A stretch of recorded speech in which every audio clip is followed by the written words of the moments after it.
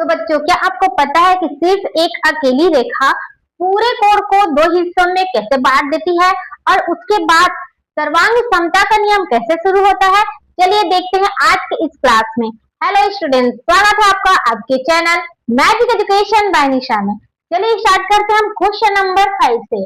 देखिए क्या बोला गया है, रेखा एल कोण को एक कोण को समद्विभाजित करती है, ठीक है, दो बराबर हिस्सों में बांट रही है और बी रेखा एल पर स्थित कोई बिंदु है।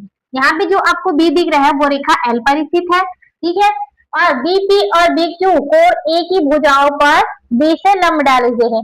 जो बीपी और बीक्यू है, जो कोण की जो भुजा है, ये दोनों इस पर क्या है, लंब डाले हुए, ठीक है। तो हमें क्या बताना है, त्रिभुज ए पी बी, त्रिभुज ए पी बी और त्रिभुज ए बी क्यू, ये है ए क्यू बी, वही है सेम, ठीक है। ये दोनों क्या है, सर्वांग सम है या नहीं, इसको बताना है, ठीक है, सिद्ध करना है, मतलब सर्वांग सम है करके। क्लियर है? चलिए जो भी दिया गया है उसको आप लोग को लिख लेना है, ठीक है।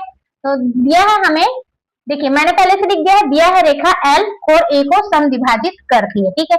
यहाँ पे जो रेखा एल है कोण ए को दो बराबर हिस्सों में बांट रही है, ठीक है, और यहाँ पर ये कोण है, ठीक है। तो आप सभी को पता है कि जो कोण होता है उसे हमें बीच में लिखना होता है और बाकी के जो भी अल्फाबेट है उसे हमें साइड में लिखना होता है, ठीक है। तो देखिए हमें क्या लिखना है, इसलिए कोण यहां से लेंगे बी ए क्यू बराबर है किसके, कोण बी ए पी के, ठीक है। ये वाला कोण जो है ये इस कोण के बराबर है, बी ए पी के बराबर है। ये है आपका समीकरण नंबर 1, ठीक है, 1 है ये। अब ये तो दिख रहा है आपको, और क्या दिख रहा है, यहाँ पे एक है, यहाँ पे एक कोण बना हुआ है, यहाँ पे एक कोण बना हुआ है, ठीक है, चित्र में यहाँ पे बना हुआ है।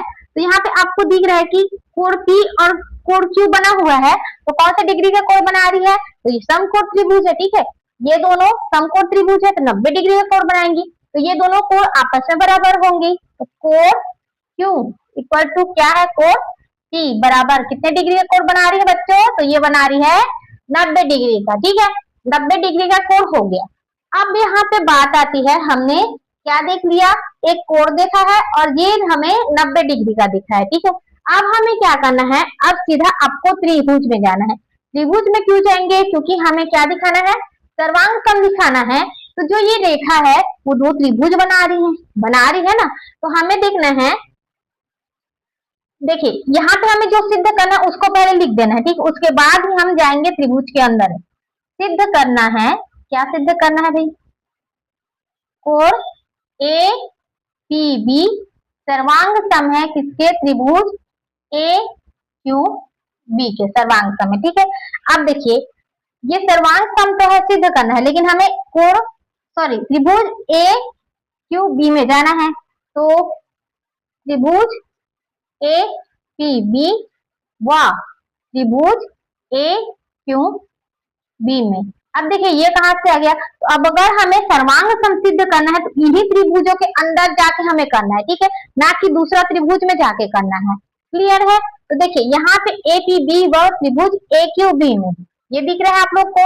तो आपको देखिए क्या मिल गया भाई, एक कोण मिला हुआ है, ठीक है, हमें एक कोण मिला गया है। तो आपको ये देखना है कि जो ये बीच से काट रही है ये वाली भुजा, तो इसमें भी है और इस त्रिभुज में भी है ना।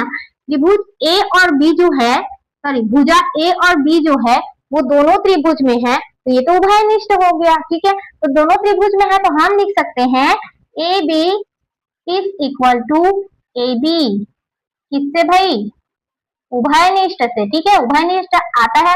आप सभी को पता है कि अगर कोई रेखा, ठीक है, त्रिभुज के या फिर कोई समांतर रेखा के बीच में कोई अगर रेखा आ जाती है तो वही रेखा क्या हो जाती है, उभयनिष्ठ हो जाती है। ये बात आप लोग को ध्यान देना, ठीक है। तो हमें एक मिल गया भुजा जो दोनों में उभयनिष्ठ है, हमें कोण भी एक मिल गया, ठीक है। हमें अब क्या देखना है, एक कोण और देखना है, क्यों, हमें सर्वांग से सम सिद्ध करना है। तो हमें एक भुजा तो यहाँ से मिल गई और एक कोण भी मिल गया है यहाँ पे, ठीक है। तो हमें एक और कोण निकालना है, यहाँ ये वाला कोण बी जो है इसे हमें निकालना है।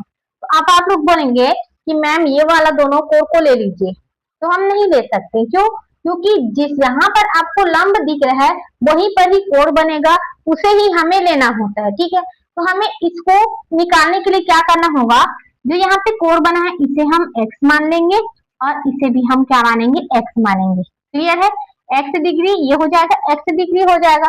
तो अब आप लोग देख लीजिए यहाँ पे कोण बन रहा है ना, तो हमें क्या करना है, इधर से जाना है ए बी क्यू। ठीक है, तो इसके अंदर कितने डिग्री का कोण बन रहा है, तो 180 अंश का, और इधर कितना डिग्री का, तो ये भी 180 अंश का बन रहा है। ठीक है, तो दोनों कोण आपस में क्या होंगी, बराबर होंगी। तो हम लिख सकते हैं, क्या लिखेंगे कि कोण ए प्लस, ठीक है, कोण क्यू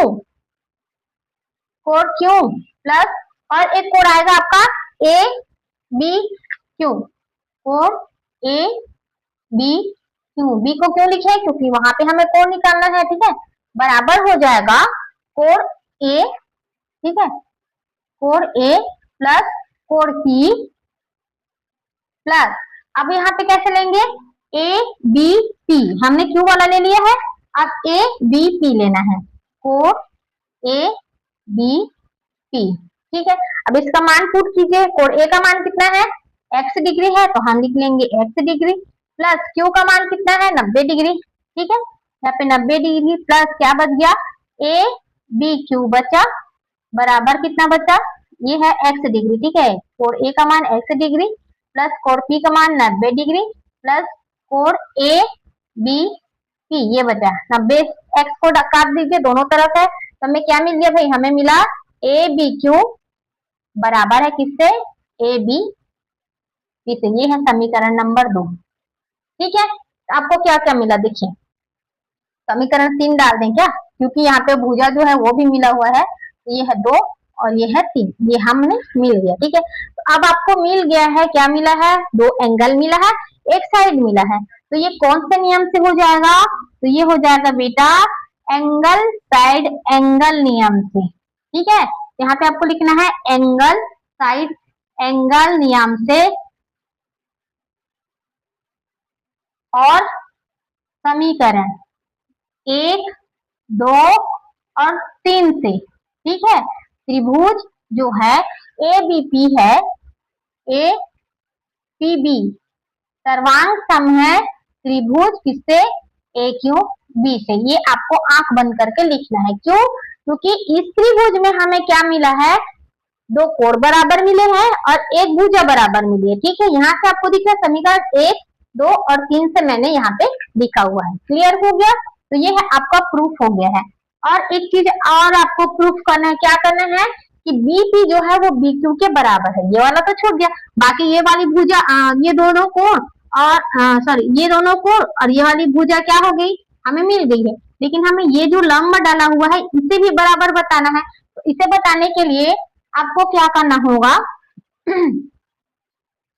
सेकंड नंबर आपको लिख दूं मैं, क्या लिखूं, सिद्ध करना है। ठीक है, सिद्ध करना है, क्या करना है भाई, BP equal to B Q, BP equal to B Q, ये आपको सिद्ध करना है। ठीक है, तो हमें पता है क्योंकि त्रिभुज ए पी बी सर्वांग सम है त्रिभुज ए क्यू बी के। ठीक है, आपको पता है ये दोनों त्रिभुज सर्वांग सम है, तो किस नियम से भाई, तो आपको लिखना है सीपी-सीटी नियम से।